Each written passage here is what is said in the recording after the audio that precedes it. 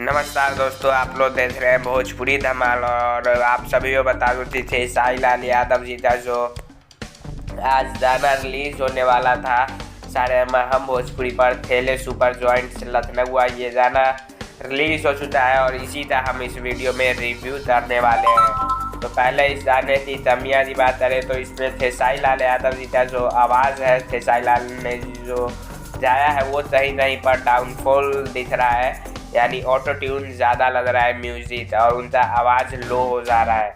और बात करें वीडियो की तो वीडियो काफ़ी शानदार शूट किया गया है, लेकिन कहीं कहीं पर वीडियो में ब्लर की तरह दिखाई दे रहा है। अगर आप लोग ध्यान से देखिएगा वीडियो तो ये दोनों दमिया थी। और बात करें थे साईलाल यादव जी ने काफ़ी शानदार इसे गाया है और शिल्पी राजवानी और भी कई सारी एक्ट्रेस वीडियो में नज़र आ रही हैं। और आप सभी को बता दूँ कि आज शाम में 3 बजे 8 मई स्टेडियम में इसका लॉन्चिंग भी है, तो आप लोग वहाँ पर ज़रूर जाइएगा। और गाना प्रमोशनल है तो उतना ज़्यादा तो गाना नहीं बजेगा, लेकिन गाना ये लखनऊ टीम के लिए है तो टीम के लिए ये हमेशा ही बजेगा।